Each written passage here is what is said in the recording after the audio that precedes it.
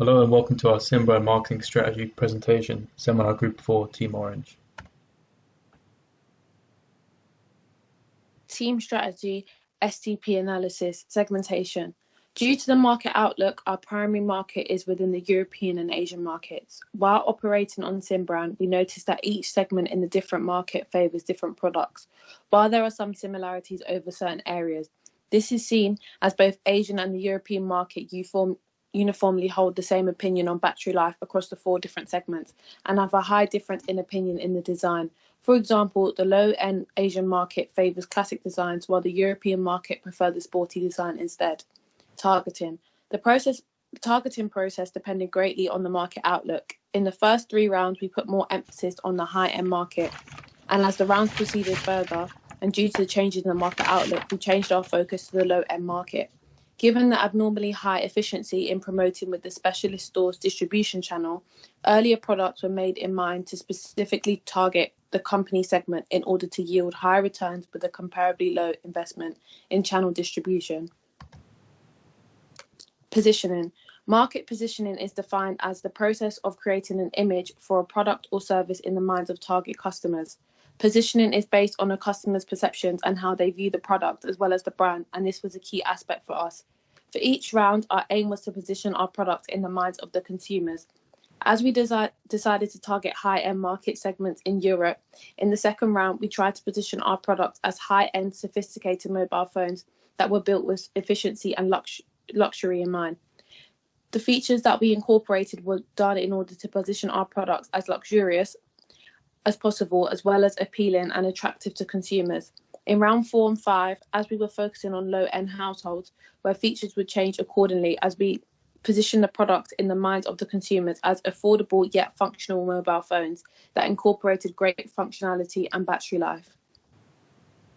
The Ansoff's matrix illustrates the 4 possible options available to any organization in relation to market strategy. In the first 2 rounds, we chose to adopt a penetration market strategy. We chose this strategy because it aligned with our main goals to slowly increase market share and simultaneously capitalize on the competition's nascent experience in a new market.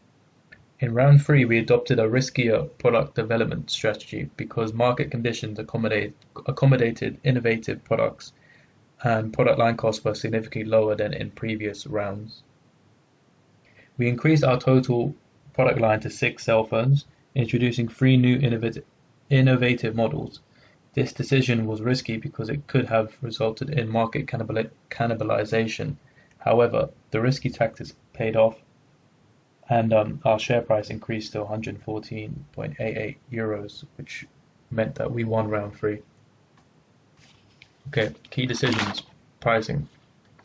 There is a misconception that SIMBRAND calculates share price solely by net profit margins, but we believe that share price is determined by a combination of factors, including realistic projections, conservative or risky decision-making determined by the influence of the market outlook, and finally setting realistic sales projections that reflect the macro and microeconomic environment at that specific period in time.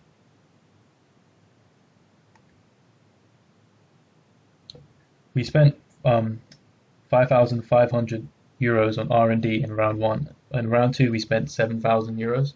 We specifically increased R&D spend in round 2 because we anticipated that we would have to introduce new innovative cell phones into the market in round 3. So we thought that the R&D spend would benefit us in the long term.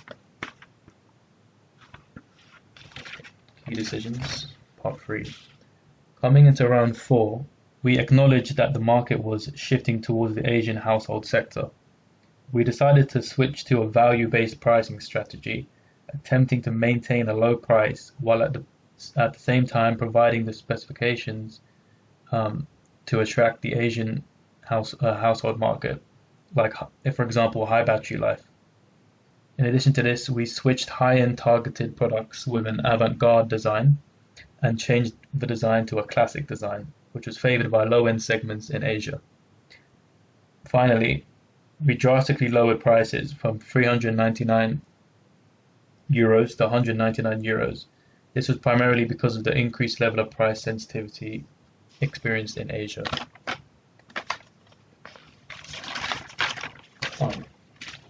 Key decisions, pricing, part 4.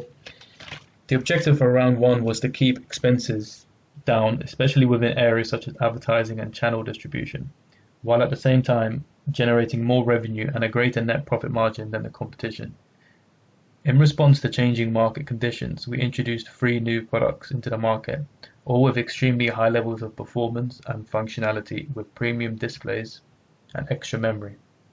As a result, revenue grew to €576,188 and net profit grew to €198,121.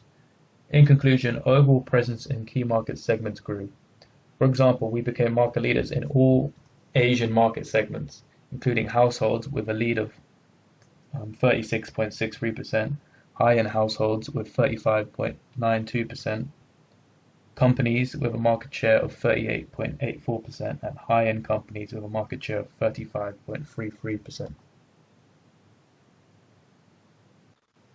For channel distributions, we have identified 3 different channels to distribute our products. So they will respectively be specialist stores, generalist stores, and online, which are all identified as indirect distributions, with some distribution channels yielding more results than the others in terms of market presence and promotion per capita invested. The market research indicated that these distribution channels are generally more effective when done in Asia than when it's compared to Europe. Similarly, there's also an indication showing how specialist stores have a high efficiency per capita than any other distribution channels. This ultimately contributed to our decision makings into focusing into the Asian market, given how we could yield better market presence and promotion index in Asia than we would have in Europe for the same level of investments. Similarly, we also invested accordingly based on our market outlook of the week in order to maximize our promotion efficiency. Throughout the 5 rounds, we've made a number of significant adjustments to our strategies. So firstly, we've made various changes to the advertising cost.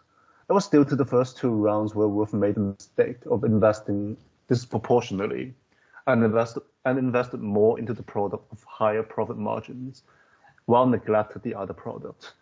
This proved to be disastrous during round 2 as we overestimated the sales of our profitable products, which led to us falling behind in profit against the rest of the teams.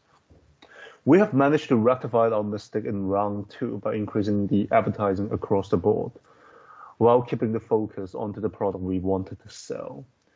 This resulted in an improved operating profit margin as demonstrated in round 3, where our earnings before interest and tax go up by 0.3% compared to the previous round. Additionally, we also increased the return on sales by 14.1%, and finally, increasing the gross profit margin by 8.9%. On our second adjustment, coming from the changes in the R&D and marginal repairs.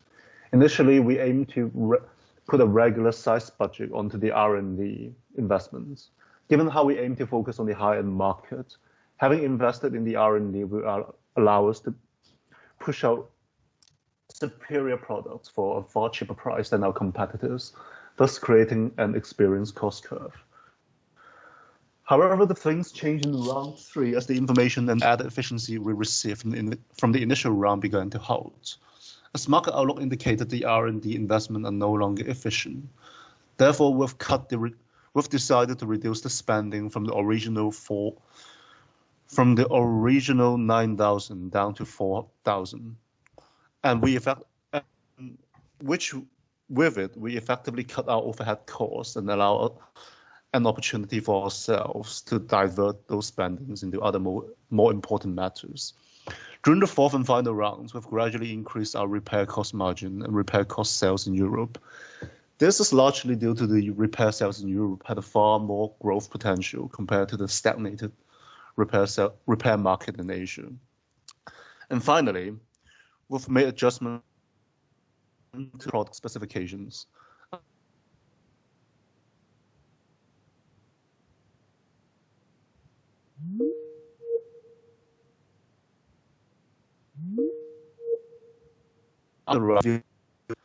But instead holds a much higher emphasis on functionality, be it in both the low-end and high-end markets.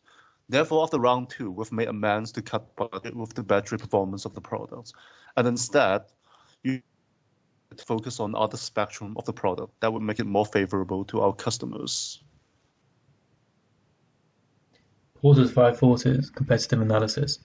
Porter's Five Forces is a good way to analyze the microeconomic environment, which takes full account of the competitive five forces that shape the industry structure. The Five Forces model suggests that competition extends beyond the competition within the industry to include new entries, substitutes, suppliers, and buyers. Porter's Five Forces Competitive Analysis, slide 2. In round 1 and 2, the cell phone industry was volatile and had not yet been fully established in Asia and Europe. Initially, we were forced to be conservative with advertising and sales projections, primarily because of the increased bargaining power of buyers and suppliers, combined with the threat of new market entrants in a currently unestablished industry.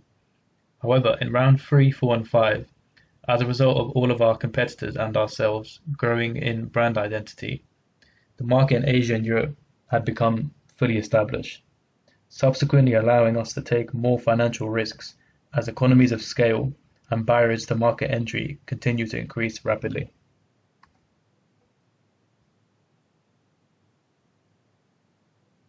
Final review. To conclude, round 1 gave us the opportunity to gauge the immaturity of the market and the industry. We wanted to reduce costs as production costs were so high. The screenshot indicates that we spent £93,000 on advertising, which reduced our total cost to significantly lower than our competitors. We failed to adjust to the new market in round 2, which involved innovative products. In round 3, we learned from our mistakes and introduced new phones. This boosted revenue, and we won with £8,846,000. Round 4 came with another mistake though. This was keeping 6 products in the market. Our competition gained more sales than us due to our failure to exploit high-end consumers in Europe. We only controlled 6.31% of the market share in high-end companies in Europe. However, we focused our advertising spend on low-end consumers in round 5. The reason for this was the huge growth in market potential towards households. We came second with a share price of £310.55, slightly lower than the Green Team. To summarize, we should have spent more on advertising targeted at companies in Europe and Asia, because this is where the Green Team gained their advantage. Thank you, and thank you for listening to our presentation.